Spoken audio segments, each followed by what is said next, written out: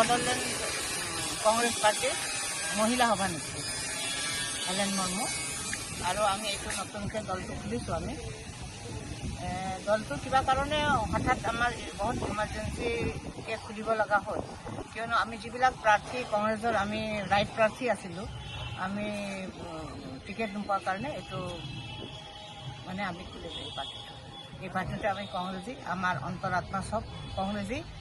কংগ্ৰেছৰ যিটো নীতি আদৰ্শ আৰু যিটো ভালপোৱা আমাৰ এতিয়াও আছে, আজি সেইটো বজাই ৰাখি আমি এই পাৰ্টিৰ আমি আগবঢ়াই লৈ যাম। কথাটো হ'ল, মই গোসাইগাঁও নম্বৰ 1 কনষ্টিটুৱেঞ্চিৰ মই কেণ্ডিডেট হয়, কিন্তু মই যোৱা MCLAটো মই একেবাৰে টিকেট পাওঁ কৰোঁ। তাত কিবা এটা কাৰণে খুব দালাল চক্ৰৰ আমি ভাবিছোঁ আমাৰ কংগ্ৰেছ পাৰ্টি বহুত দালাল চক্ৰত চক্কৰত পৰিছে। সেইকাৰণে চাগে প্ৰপৰ প্ৰাৰ্থীক যাক মানে যি কেণ্ডিডেটক টিকেট দিলে জিতাই লৈ যাব পাৰ্টিটো, তেওঁলোকে তেনেকুৱা মানুহক তেওঁলোকে দিব পৰা নাই।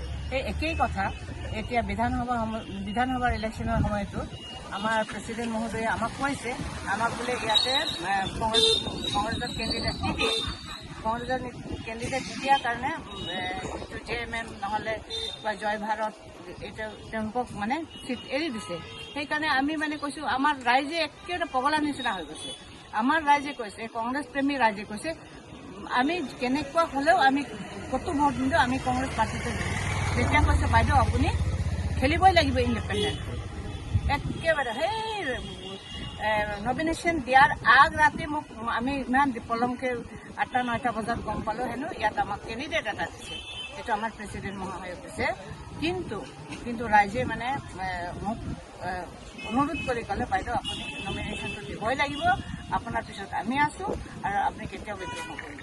এতিয়া কিবা এটা কৰিবলৈ মই ৰাইজৰ সঁহাৰিতহে মই আজি ইণ্ডিপেণ্ডেণ্ট কেণ্ডিডেট হিচাপে মই দিবলগীয়া হৈছোঁ। আৰু মই আশা কৰোঁ আমাৰ এই বড়োলেণ্ড কংগ্ৰেছ পাৰ্টি আমাৰ ধুনীয়াকৈ আমাৰ কংগ্ৰেছ প্ৰেমী ৰাইজৰ মাজত বহুত মানে ফ্লৰিছ কৰিব আৰু চবকে আদৰি ল'ব আৰু মানে আগবাঢ়ি যাব।